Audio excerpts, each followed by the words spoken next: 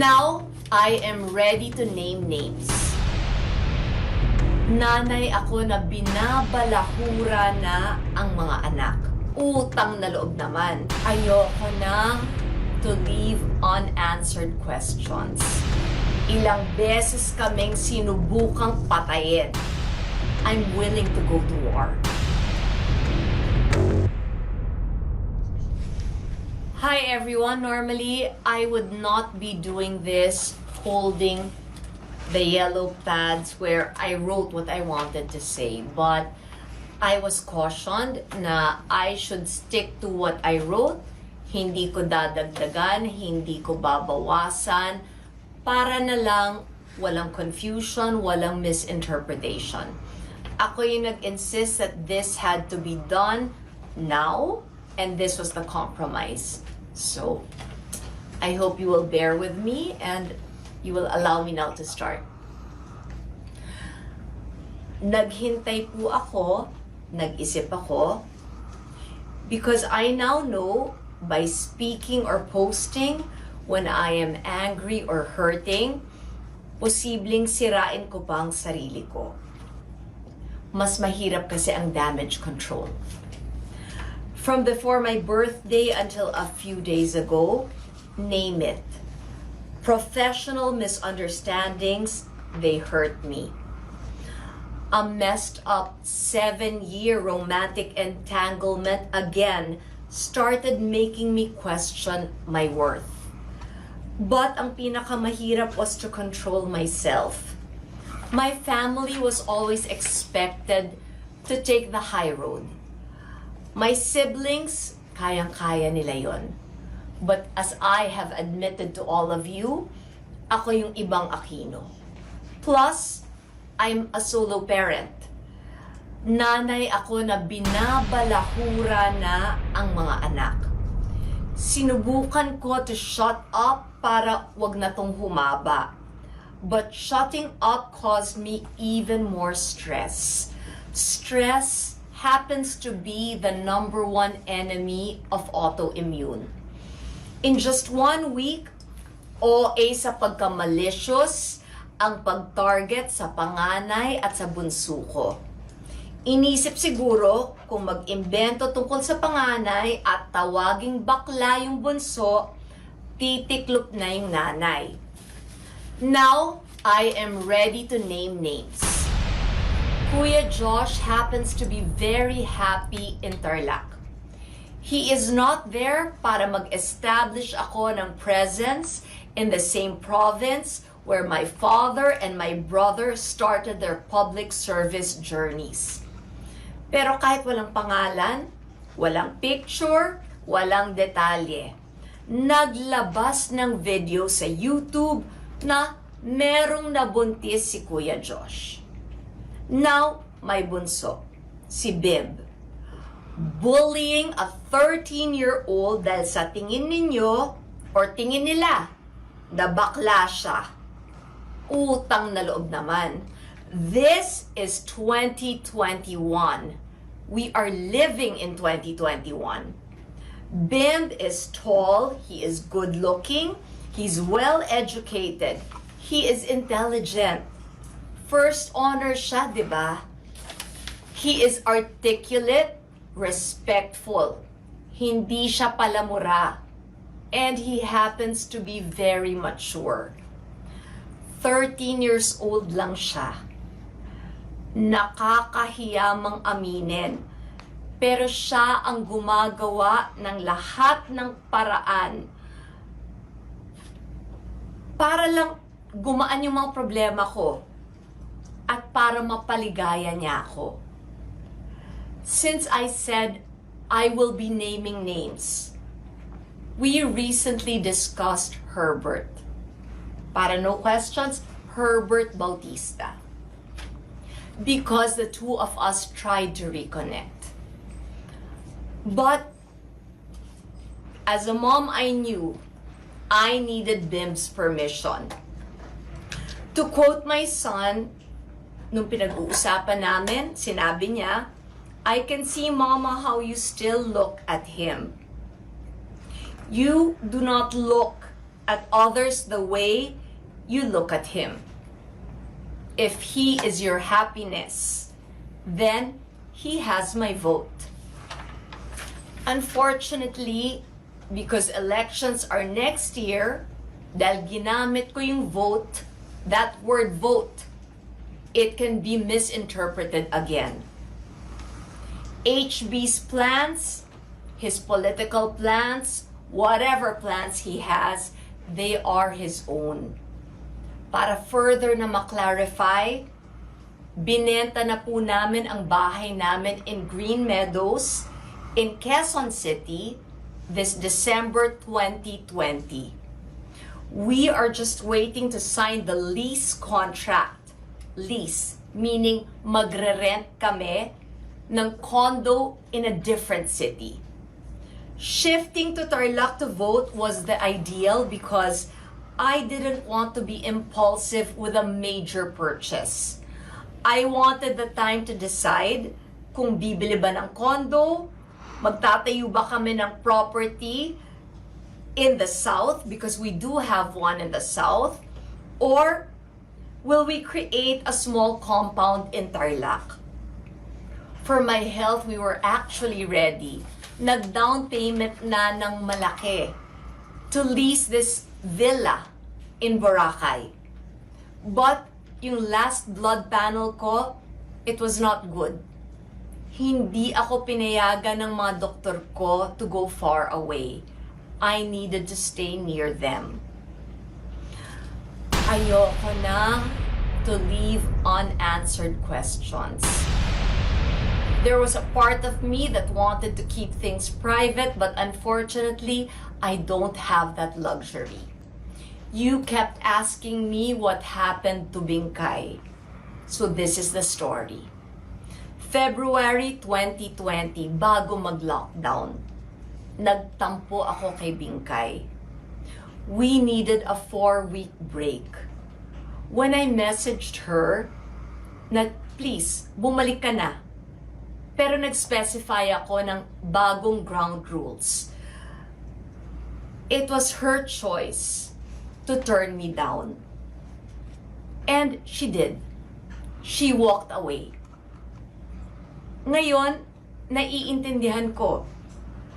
Kahit very generous ako, gusto rin naman niyang mag-asawa, magka-family, and siguro matanggalan ng 24/7 na responsibility of taking care of me. But there's absolutely no bad blood. After my time thinking, luminaw, I was being tested. Na-pinpoint kasi what was my vulnerability.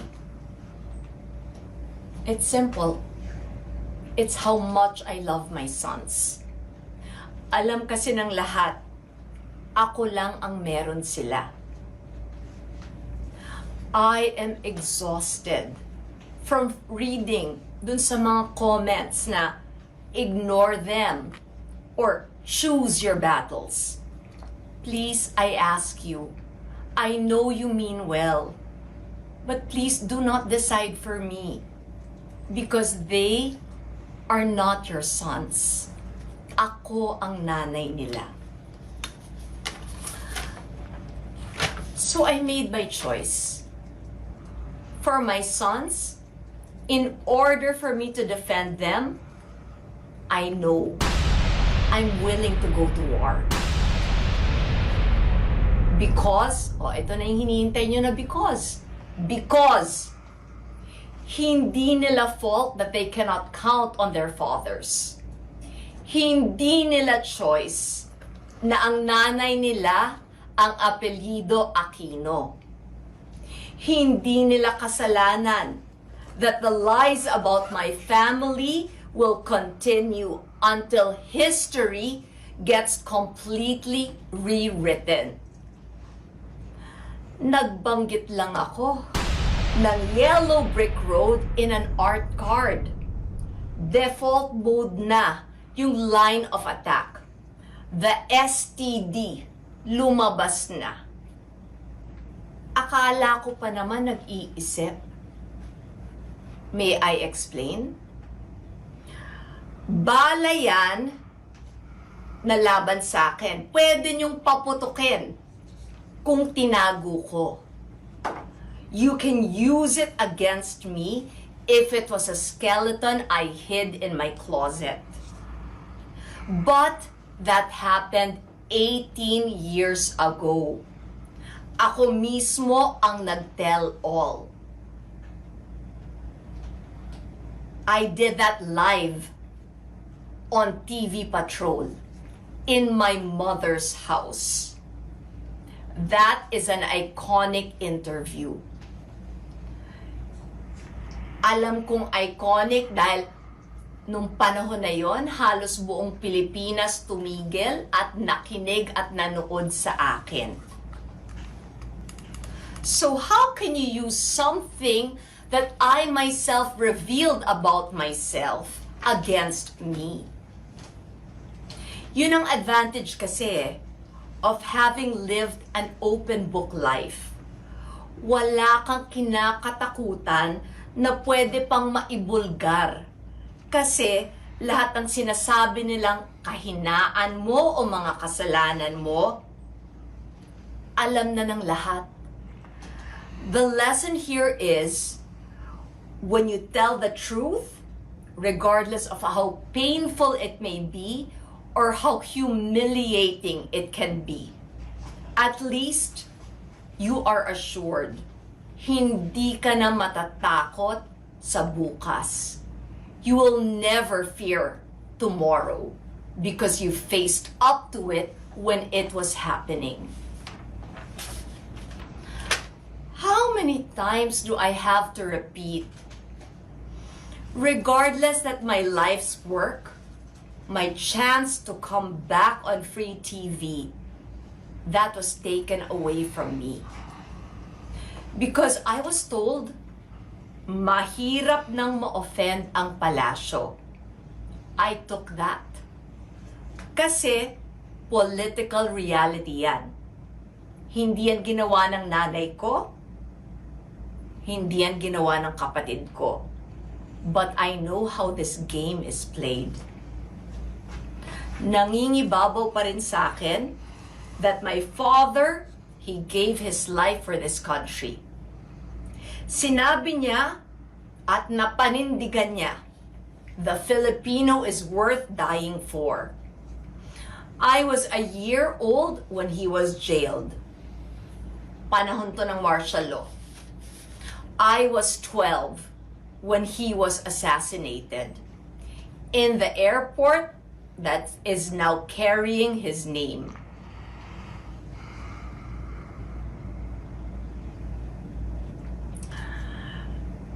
And you know what? With everything that has happened, I still continue to pray for the current administration, for this government that is ruling us right now. Dahil kung pumalpak sila, tayong lahat, tayong mga Pilipino, tayo ang babagsak. Maling oras ito for political divisiveness. Millions of Filipinos are now jobless. Millions are hungry. Marami na.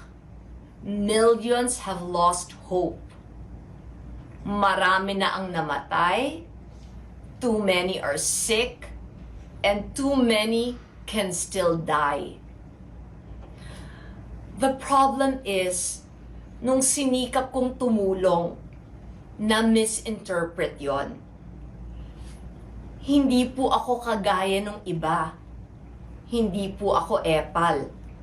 Wala po akong agenda. Tumatanaw lang ako ng utang na loob. Because my mom taught me, there would be no Kris Aquino if Filipinos did not support or believe in you. Mas lalong hindi po ako kagaya ng iba. Kasi ako po, nagbibigay galing sa bulsa ko. Nagbabayad po ako ng tamang buwis.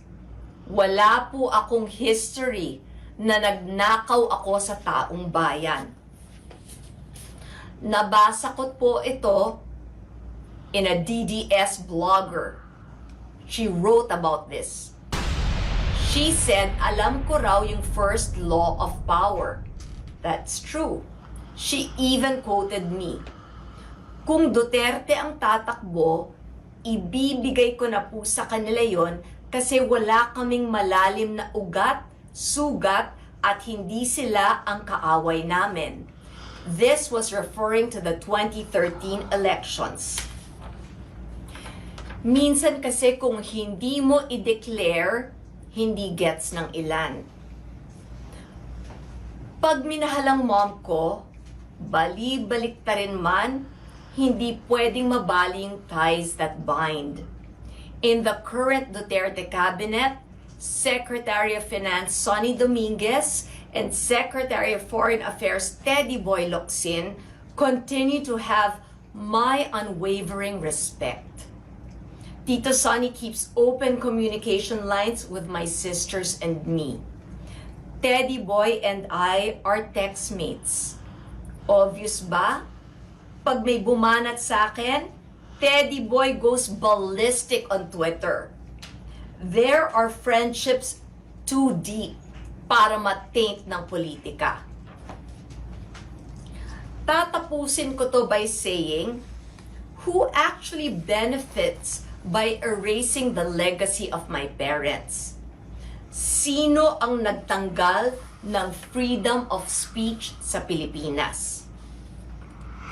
Sino ang nagpakulong at nagpapatay kay Ninoy Aquino? Let's go back. President Duterte started his political rise during my mom's administration. Legacy po ng nanay ko ang peaceful transition of power. This yellow. Nagbuwis buhay ang dad and mom ko for our country. And ito ang kulay nila. It is for that reason that I will not allow anybody to taint the symbol of their sacrifice. I have no party affiliation.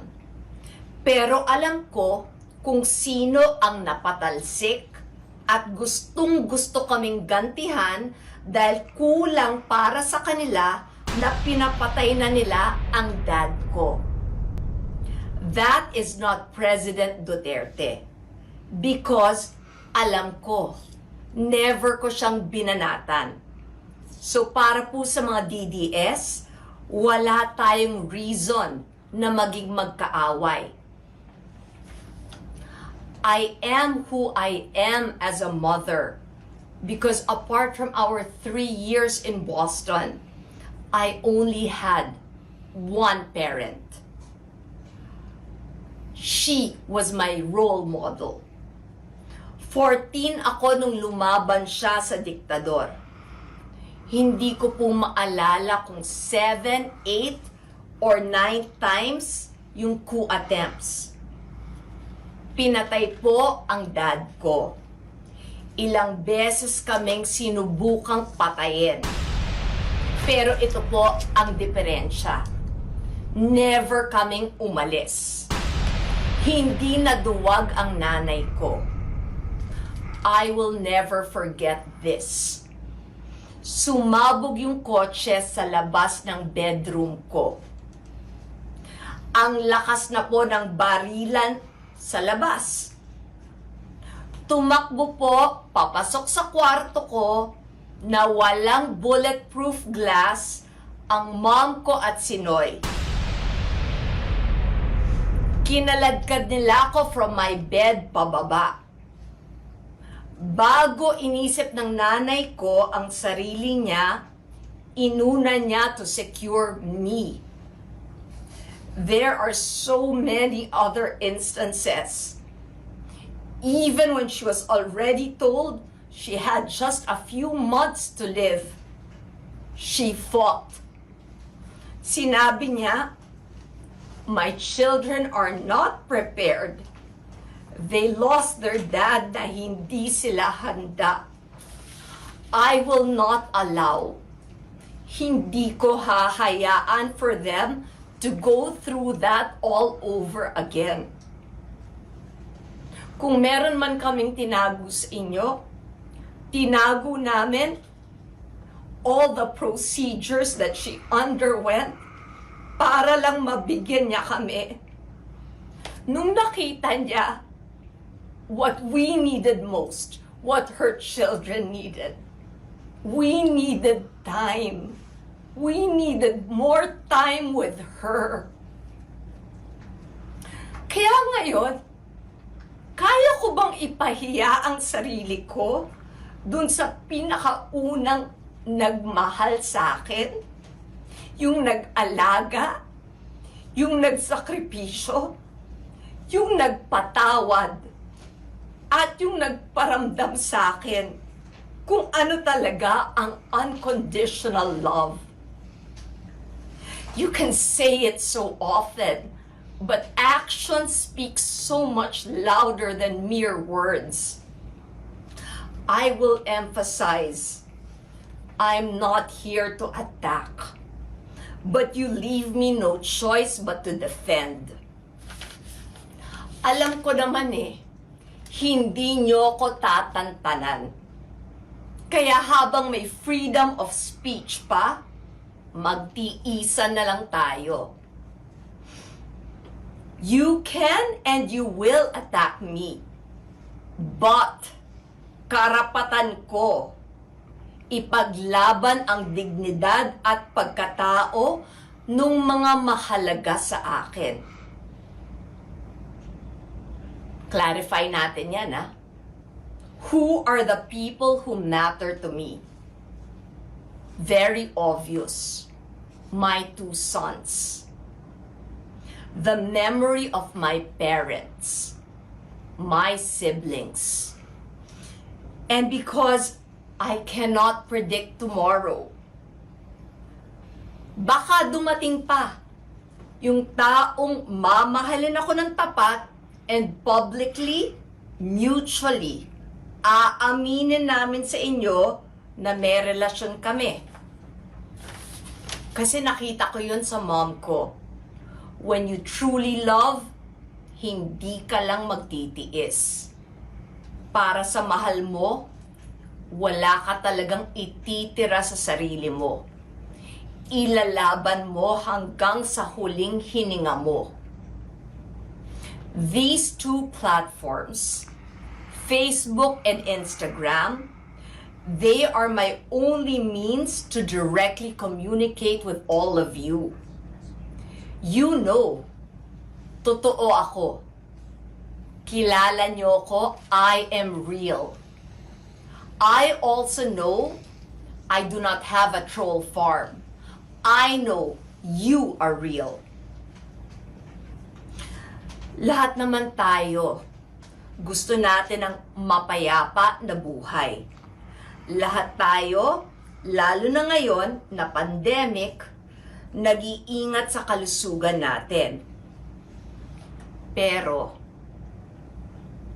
pinagod niyo na ako. Napagod na akong magpaapak. I won't be Kris if I do not end it this way. Congratulations, Taylor Swift, because I am a Swiftie. She won Album of the Year. So this Swiftie will quote from one of the songs from Folklore to end her statement. No one likes a mad woman. You made her like that. And you'll poke that bear till her claws come out. And you find something to wrap your noose around. And there's nothing like a mad woman. I'm taking my time. Taking my time. 'Cause you took everything from me. Watching you climb over people like me. Tama na. Sobra na. Lalaban na.